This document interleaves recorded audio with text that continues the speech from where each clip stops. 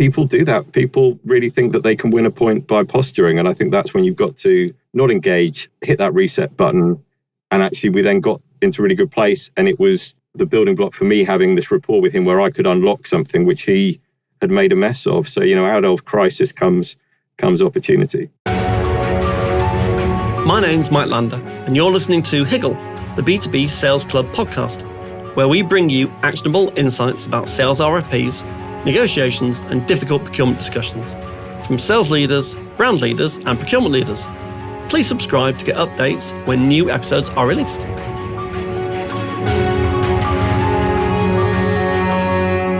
So, welcome everyone to Higgle, the B2B Sales Club podcast. And today I'm delighted to have Andrew Just with us. Andrew, welcome to the podcast. Thanks, Mike. Good to be on. So, Andrew, how long have we known each other?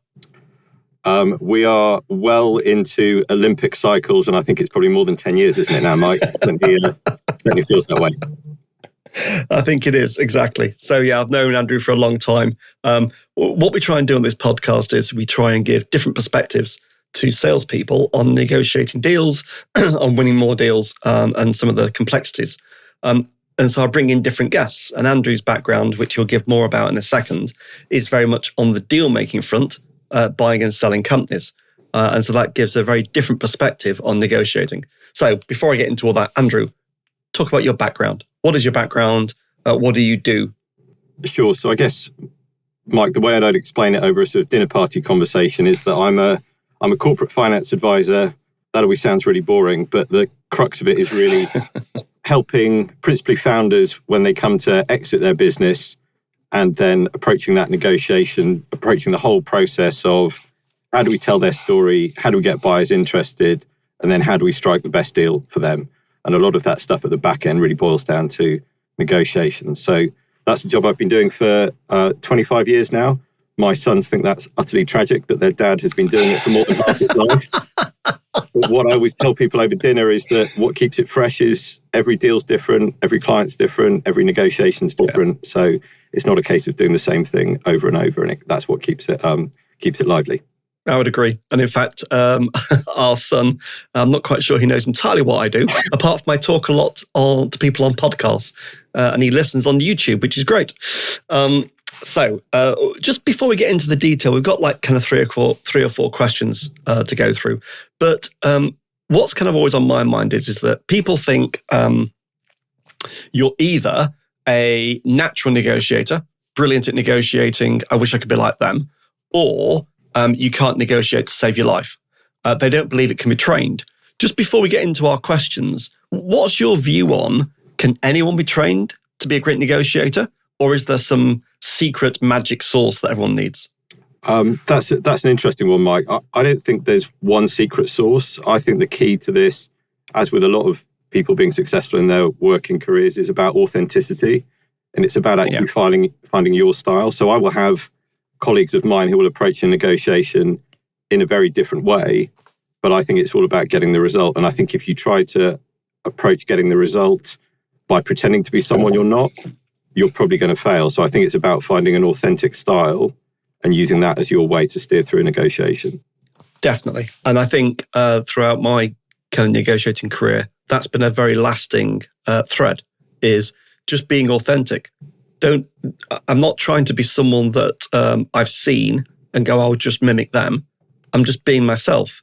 And I think another thing that I've picked up, be interested in your view, we will get to the questions, I promise, we did prepare. But another thing is not being afraid to just kind of stop the negotiation and say, I've kind of lost the plot a bit here. I thought we were negotiating this, but it sounds like that's not what you want. And just having that honest, open conversation. What's your experience of that? Yeah, I think I think you can get a bit of, I'm a big rugby fan, Mike, so obviously World Cup's on at the moment. You sometimes talk about teams having white line fever. And I think people can get fixated on, I feel I'm so close to the objective. If I can just push on through with what I'm trying to win on this, I'll get there. And actually, I think what you need to sometimes do, and I had a Aussie client years ago who had this brilliant phrase. He said, Andrew, I think this deal's got a bit too much hair on it. And I think it's about sometimes when you're in those moments, true, I still use that. It's just stepping back and saying, hang on, not just what am I trying to achieve here, what do I know the other side's trying to achieve, and actually do we need a reset? Exactly. Do we need a reset? Absolutely. And also just understanding people's motivations. What's driving someone to do this deal? Not what they've said, not what they've demanded, but what's really motivating them in their core. What are their core interests? Getting to that, I think, is a bit of a breakthrough moment in my experience. Yeah, I agree. And I think that's where, for us, because our negotiations, it's typically not some big set piece Hollywood meeting. It's generally something which runs over probably a couple of months with the preferred party at the back end of a deal, because we're not just negotiating a price, we're negotiating how that price is paid, we're negotiating when it's going to be paid, what conditions, potentially what clawbacks there are against that price later on for contractual claims. So it's a very complex picture. It always plays out over months rather than weeks. And that gives you a chance, but what that does, it gives you a chance to build rapport with the people you're negotiating with on the other side. And I think that's when you can start to unlock what's their motivation. And when we're fighting a founder's corner, might be a big corporate on the other side, might be a big investor. Actually, you've not got to be intimidated by that. There's someone there who's trying to secure a deal for their boss, for their firm, for all sorts of good reasons, and actually embrace that and try and help unlock it and kind of solve for the deal overall. That's very much how I try to go into those negotiations. Absolutely. So, questions. Negotiation mindset. Let's just talk about, how do you get into the negotiating mindset and why is it so important? So I think it's really key that you recognize that you've got to have a clear idea of some objectives from yours that are absolutely fundamental. And one of the reasons that how I encourage people to think about it, I'm in my spare time on Wednesday nights, actually yesterday evening, I'm a scout leader. And I think you've got to sort of find your inner Boy Scout, right? You've got to, be prepared is everything. And I think actually, if you can, ahead of the first discussions, really be clear about what looks like a good deal for me, what are my key points, what are the points that I know are important to the other side that maybe aren't key for me, and really be very disciplined about writing those down. I always have a note of them. It's so hard. You go in thinking, I've got a negotiating brief of 6 points. I know what they are. You play them over in your mind. You get into the real conversation, and actually you realize you've nailed 4 or 5 of them. And what was the last one? So I think it's really important that you cold towel that. Always find a moment, whether it's, stepping into a room, stepping into a coffee shop, put it down, and that will avoid that kind of white line fever of, great, I've got 3 of the points. Hang on, what were the other ones? And that's when things can slip through the tracks. So I think it's about, for me, being calm, about being prepared and having that rigor around what your framework is and what your objectives are. Completely agree. Preparation, and all the research tells us, preparation is the key. Yep. I mean, in a different world, marketing agencies negotiating with their clients on a creative piece of work, they might spend 100 person hours on the creative, and the client loves it. Yep. And then they get asked to go and negotiate the contract, and they spend half an hour in the taxi preparing. It's ludicrous. That does not sound like a good split of time, Mike. Yeah. So, I completely agree about preparation. How do you get into a calm mental state? We've all been there. If your counterparty is as well prepared, but turns slightly aggressive, how do you calm your mind? How do you stop the heart racing? How do you prevent anxiety? So I'm a great believer in always think what's the worst that can happen. And I think the reality is that actually in negotiations, that's typically that you might need to break off. Right? I've had negotiations where we've literally had to walk out the room or come off the call, but there will then be a better, quieter moment to come back to it. So I think when you get someone who's behaving in a manner which is really difficult and really, perhaps a sort of old school kind of macho style, I think then that's what you need to do is, just as we said, not be afraid to press pause and have a reset if people have lost sight of the objective. If the tone of the negotiations has gone wrong, I think it's just as important to reset, say, look, this isn't getting us where we need to.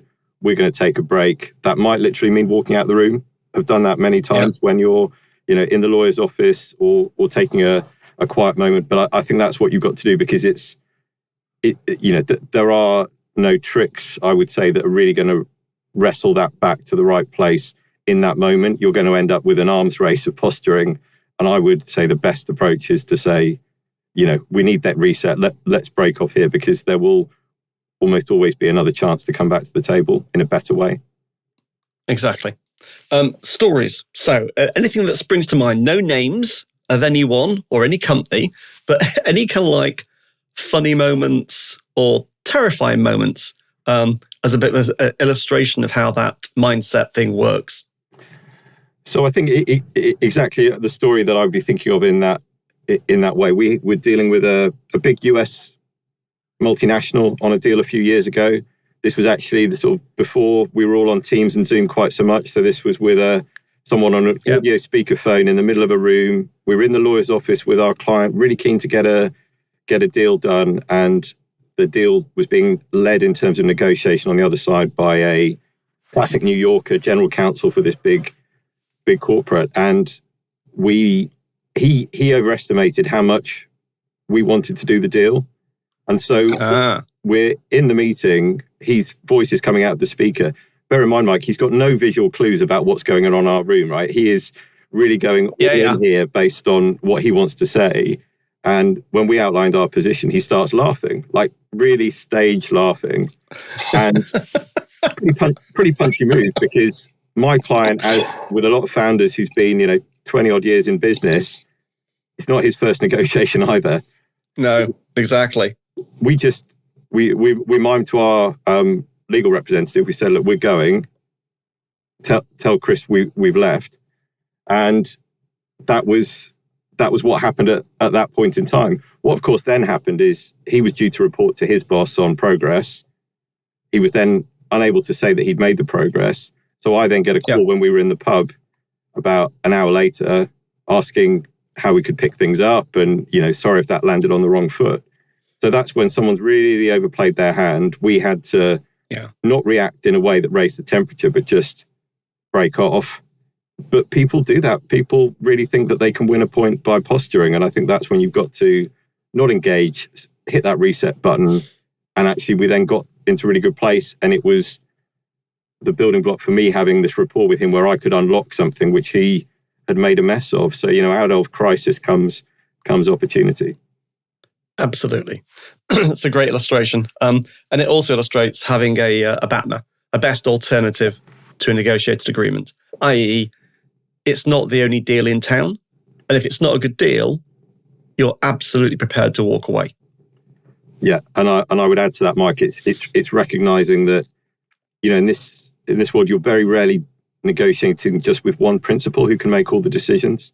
Everyone's got a boss, might be shareholders, might be a business partner, might be a line manager. And actually what was key was this individual not being able to achieve what they needed to achieve and ultimately having to report it up the line and then come back. And at that point, honestly, they were in a weaker position than if they'd gone in and just played it straight. So definitely breaking it off then was the right thing to do.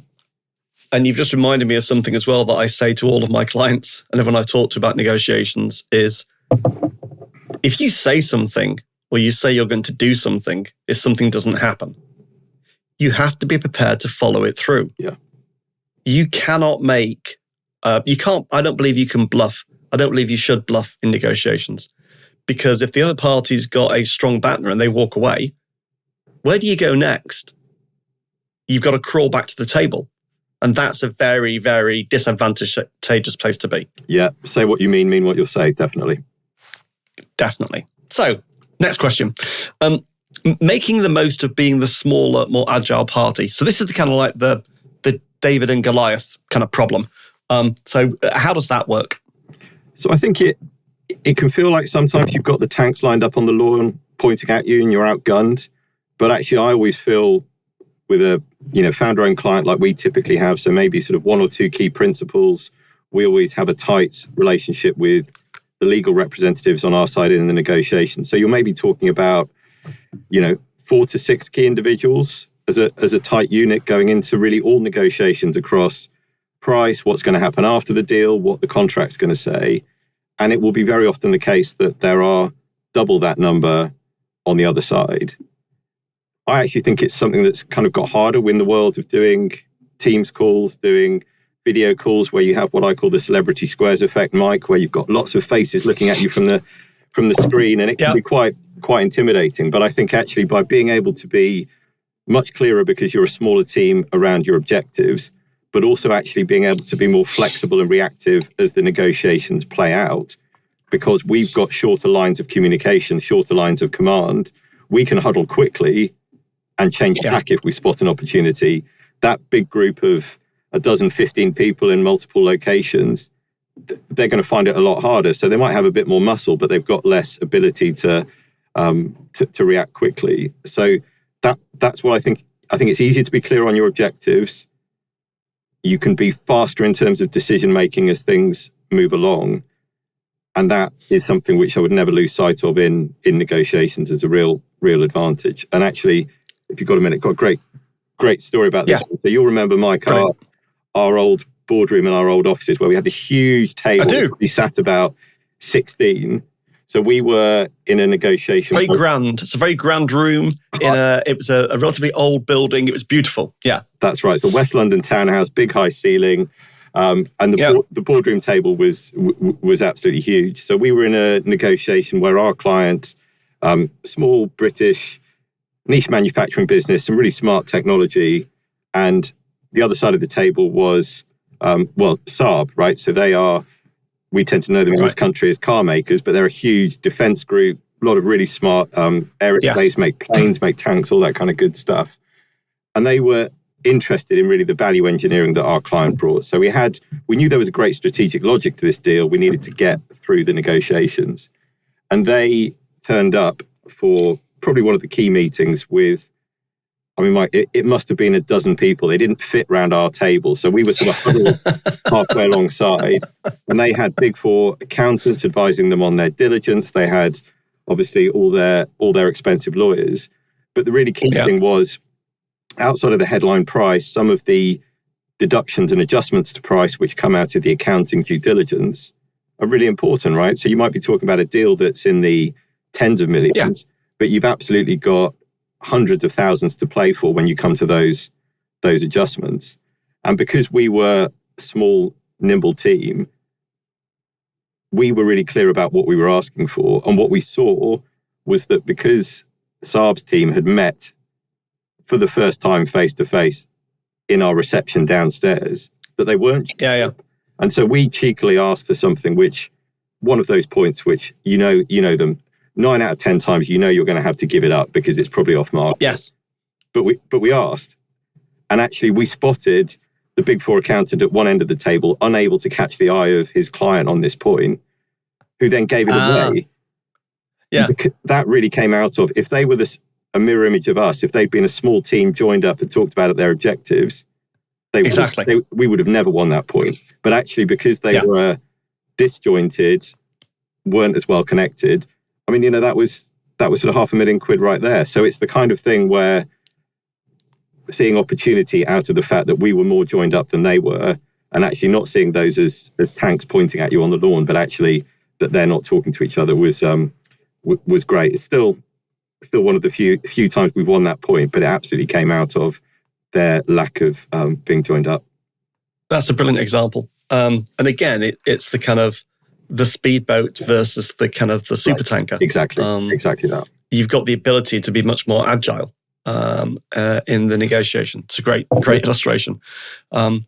So, creating alternatives. How do you create alternatives when you're structuring a deal? Because we've both been there when we've been given a brief by our client, we've gone in to go and bat, but our counterparty has got a completely different view of the world.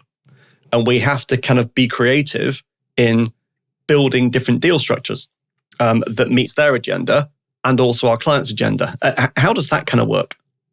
So, I think, Mike, sort of a couple of things. I mean, one is definitely, even if you've gone in with objectives around, for us, sometimes we're actually trying to do a deal which is, a management buyout. We're trying to help sell a business to a private equity fund where management are going to go and run that business for the private equity fund with some really good incentives.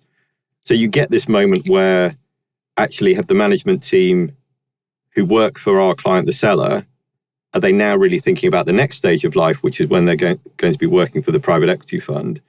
And I think that can be something which sometimes feel like it's a moment which once it's happened, you can't get it back. But actually being able to maintain for the private equity fund that actually, if you don't deliver the right result for us out of this negotiation, this deal can roll on. So potentially giving them, in that case, management team fresh incentives, having a reset around time horizon to pursue the main deal. And that's something which completely changes the private equity firm's mindset, because they know the deal's not got to just be good enough. It's got to be better for the seller than rolling on to a 2 or 3 year run with the same management team. And private equity as buyers want to do deals now because they need to deploy capital now. And that's a classic example of, you need to think about what's the objective from their side. It's not about just this deal and just, is this a zero-sum game on this deal? It's about putting money to work. So that's one where we've had to help our clients have tough conversations with management teams to say, actually, I know we said we were going to do a deal in 2023.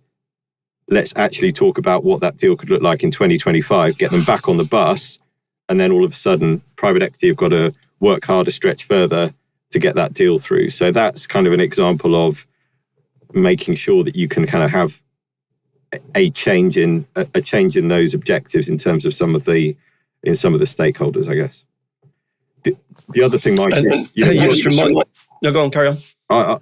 The other thing, Mike, is I guess we've got, 2 ears, 1 mouth for a reason. And if you're having the right quality of conversations with the negotiator on the other side, you will pick up what are the things that are maybe of value to them that you don't care about that much, and being able to deliver things perhaps in a certain time frame because they need to be able to show that that's when they've delivered on their side. Those are the kind of things where you can pick up some points to trade that maybe weren't in your original negotiating brief. So, I think never be afraid to extend a conversation, to get a bit chatty, to have a way of actually helping them volunteer what's important to them that maybe wasn't on your brief that you prepared in that kind of cold, calm moment before going in. Definitely. A question we haven't prepared, so we're kind of heading towards the close, but one quick thing that's just kind of come up as I've been thinking about this conversation. Relationship versus the content of what you're negotiating. So on one side, you've got the substance of what we're negotiating, the deal structure. And then on the other side, you've got the relationship that lasts after the deal. And obviously in the work that you do, when you're working for a client on the sell side, they're selling their business, there's probably some kind of earnout of some kind, probably over a couple of years. So you don't have to live with the relationship issues because you're on to the next deal. But your client is going to be there for a long time and has to manage that kind of transition over a couple of years, maybe. How important is that during a negotiation to maintain good relationships as well as getting the right deal? So I think relationships are fundamental to getting to the deal in the first place. So I always tell the younger guys on my team, like, don't guillotine a conversation. If it gives you a chance to build rapport, allow it to run on a bit. Allow that chat around the deal. So I think a key part of what we're doing is building relationships ahead of the deal. But you're absolutely right. We're not in the position where we're still going to be going into work a year later with potentially a change of dynamic because now that that party is owning the business, or in other negotiations you're still having to. So we do have a different perspective. But I think actually in a lot of negotiations you can find someone to play the role that we're playing. So sometimes we need to be the bad guy. We need to actually protect the relationship that our client is going to have with that party after the deal. So, there's a bit of a term of art in our world, burn the broker. So if we're the broker in the deal, you need to send us in and almost we're the cannon fodder to make that point and make it in the way and have that difficult conversation precisely because we're not around later on. But I think that's a model which you can apply to other negotiations to say, actually, maybe we need someone to come into our negotiating team from left field who can deliver this message and then go and not lose the rapport that's being built between, the key principles on an ongoing basis. So I think having that idea of maybe a bit of an impact sub who can do that role is one good way of maintaining the relationship between the core parties. It's sort of what we do in our day-to-day. Exactly. So, Andrew, it's been amazing having you as a guest. Just like kind of summing up a couple of things that you'd advise anyone who's negotiating any kind of deal, what should they do? So I would definitely say find that calm space. You know, there's that famous sporting book, The Chimp Paradox. Don't let the fear of losing a deal or the anxiety get in the way of really clear thinking and doing that preparation ahead of time, because that's your moment to be calm. And then the second thing I would say is rapport counts for a lot. So like I say, don't guillotine a conversation.